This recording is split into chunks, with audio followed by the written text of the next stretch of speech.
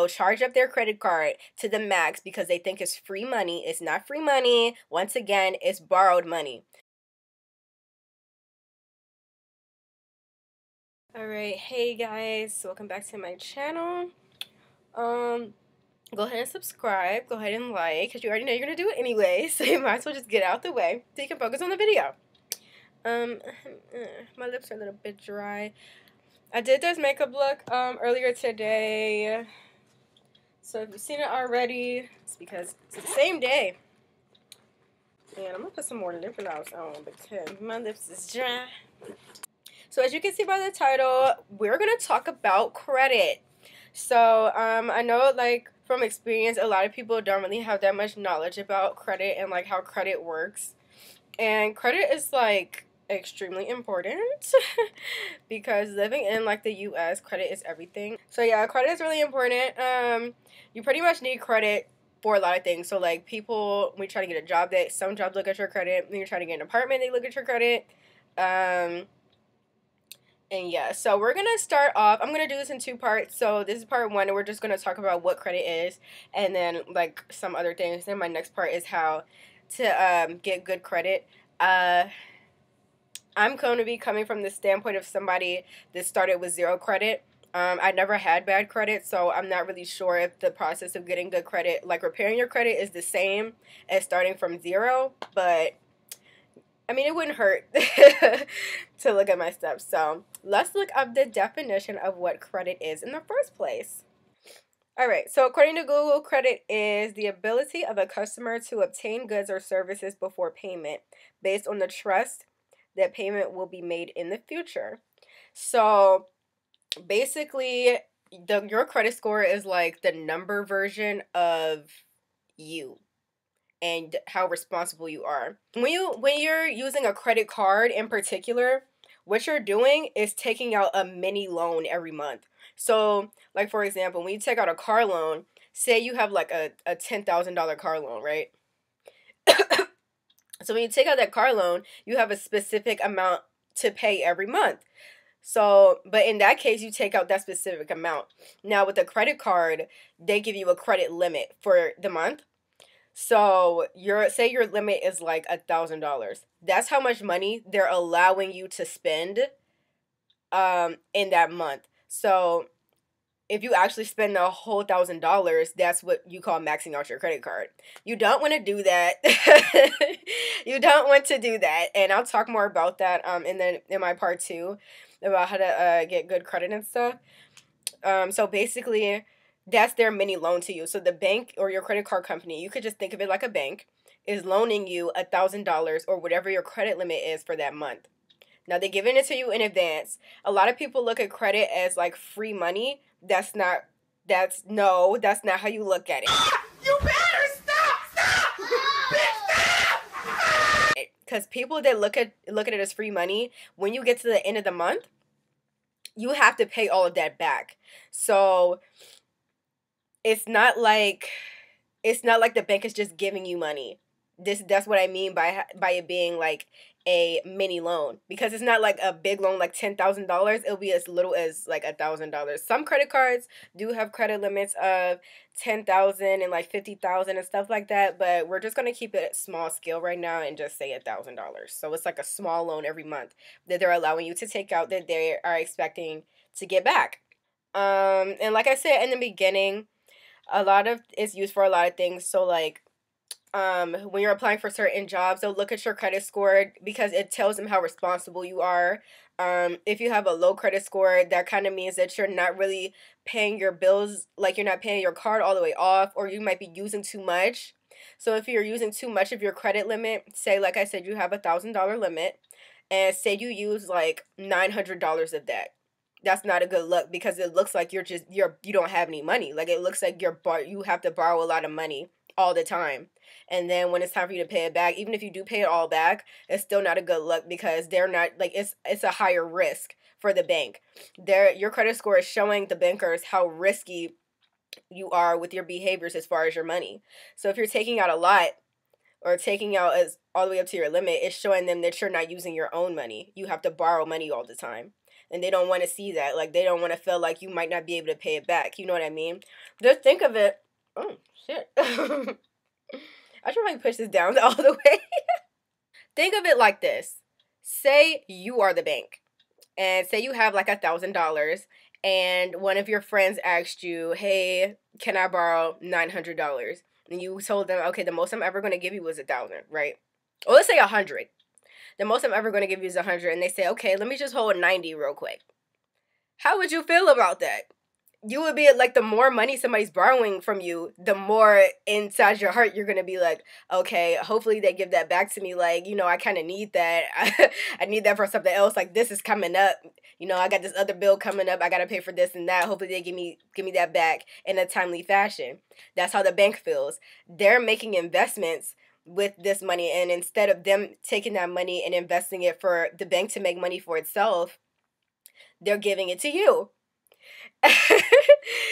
So they're looking at you like, okay, we're gonna let you borrow this money, but we need it back eventually because we need it for something else. Same thing. So jobs look at that, and it shows them how responsible you are. Apartment complexes look at it to see if you'll be able to pay your rent on time. It really just shows how responsible you are as far as keeping up with your money and everything. And your credit score also tells lenders what your interest rate should be. So let's talk about interest really quick. Interest is the cost of borrowing money. What? Bro, what are you talking about, man? So it's not free to borrow money.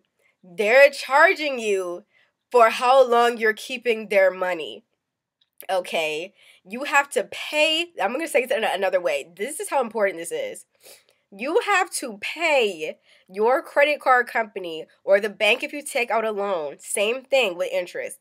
You have to pay them to borrow their money. Okay? It's not free. It is not free money. I cannot stress this enough. It is not free money. You have to pay it back. And if you take too long, they're going to charge you. So instead of paying the $1,000 at the end of the month, if you use your entire $1,000, if you, instead of just paying $1,000 at the end of the month, if you pay the minimum, you don't pay the whole amount off, that money's going to roll over, and then they're going to say, okay, well, we're going to charge you this percent extra since you're taking too long to give it back to us. Now it's costing you money. That's how the bank is thinking. Like, okay, we lent you this money, we need it back. And you're taking too long to give it back, so now we're going to have to charge you for keeping this money too long from us. Because we don't know when we're going to get it back. We're losing out on business because you're keeping it too long. We're losing out on money that we could be making because you're keeping it too long. So now we need more money. So if you have a low credit score, 9 times out of 10, your interest rate is going to be higher than somebody that has a high credit score. It's kind of like really messed up the way that the credit card companies work in this way. So if you have a low credit score in the first place, that's showing that you have a hard time paying money back in the first place. So why is it that they'll give you a higher interest rate? Which means if you miss your payments, you have to pay more money. So let's just say 10% more, right? So it's going to be an extra $10 or something like that, right? Every time you miss your payment, you're adding on 10%. So not only do you have to pay the amount that you didn't pay last month, but you have to pay that extra 10%. Okay, so to me, it's like, if you already can't pay the money back, why is it that they're charging you even more? It's because you're a liability. And the sad thing about that is, if you don't have the money in the first place, 9 times out of 10, you're not going to have that extra money to pay the next month either. So it keeps people in like a downward spiral once you do have bad credit, and it makes it very hard for you to get out of that.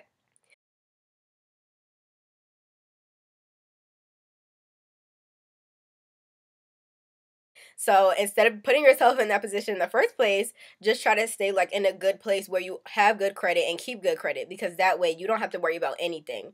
If you have good credit, you can get anything you want. Like, you can, if you go to get a car, the car loan people will be willing to give you a loan with no problem because they see that your credit score is high. That means that you're reliable, and they're also not going to have to worry about you paying them back. So they're going to be looking at you like, okay, we don't have to worry about this person. We're definitely going to get our money back because they're good with their money. So we don't need to charge them a high interest rate because 9 times out of 10, we probably won't make any money off of them anyway. That's pretty much what the interest is. Like I said, it's the bank or the loaner or the credit card company making money off of your inability to pay them back. That's how they make money. So yeah, it's pretty much a setup. So don't fall into the trap. Keep your credit score high and you won't have any of these problems, okay? So just to recap really quick, I'm not trying to keep this video very long. I just want to explain the basics and like try to help you guys get an understanding. Hopefully I'm explaining it in a way that's understandable and clear. If not, just let me know like down below in the comments if you have any questions and I'll try to explain it even further for you guys. But to backtrack, the definition of credit is the ability of the customer to obtain goods or services before payment. So like I said, it's you taking out a loan, okay? That's not your payment. Somebody else is paying for you when you're using a credit card. You're not using your money. That's why it's not free money. You're using somebody else's money. You're borrowing money from someone else. You're borrowing from the bank. You're borrowing from the credit card company. You're borrowing from your friend. But you have to pay them back.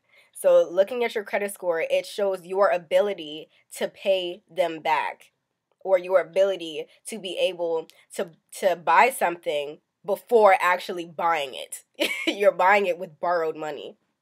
They use your credit score to show how reliable you are. It shows how organized you are, you know, how your life is looking. If you have a low credit score, it doesn't look good because it looks like you can't pay people back and you're not reliable. They use it when you're trying to get jobs. They'll check your credit score. If you're trying to get into an apartment, they'll check your credit score. If you're trying to get a loan for a house, for a car, they're going to check your credit score.